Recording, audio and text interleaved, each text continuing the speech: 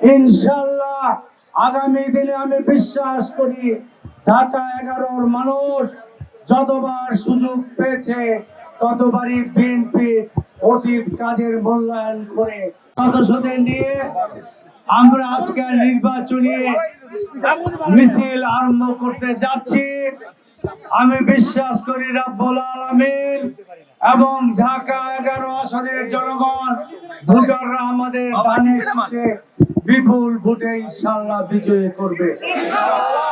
জুলাই আন্দোলনে যারা শহীদ হয়েছে তাদেরকে নিয়ে অনেকেই ব্যবসা করতে পারে, চেতনার ব্যবসা। আমরা বলতে চাই জুলাইয়ের যোদ্ধার সদস্যদের পরিবারের সদস্যরা আমার পরিবারের সদস্যের মতোই আমি আগামী দিনে ইনশাআল্লাহ ট্রিট করব, তাদের কষ্ট লাগাবে চেষ্টা করব। এই ঢাকা 11 আসন মাদক সন্ত্রাস এবং চাঁদা মুক্ত করব।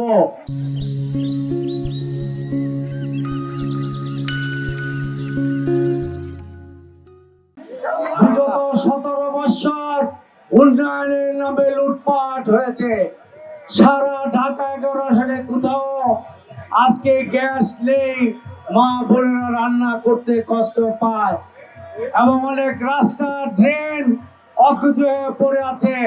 ইনশাআল্লাহ আগামী দিনে ঢাকা 11 আসনের সকল মানুষকে নিয়ে ঐক্যবদ্ধভাবে সন্ত্রাসবাদক এবং চাঁদা মুক্ত ঢাকা 11 আসন প্রতিষ্ঠার পাশাপাশি গ্যাসের সমস্যা সহ উন্নয়নমূলক কাজ আমরা করব।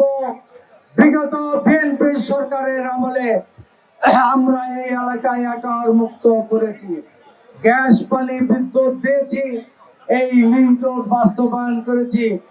10 একর মানুষকে 2 কাঠা করে প্লট আমরা দিতে সক্ষম হয়েছি। ইনশাআল্লাহ আগামী দিনে আমি বিশ্বাস করি ঢাকা 11-র মানুষ যতবার সুযোগ পেয়েছে ততবারই বিএনপি অতীত কাজের মূল্যায়ন করে ধানের শীষে ভোট দিয়েছে। আপনারা সকলে সুশৃঙ্খলভাবে মিছিল করবেন, মানুষের যাতে কষ্ট না হয়। মেন রাস্তায় মিছিলকে আমরা খুব লম্বা করব না। আমি বিশ্বাস করি ধানের শীষের বিজয় সারা বাংলাদেশে হবে।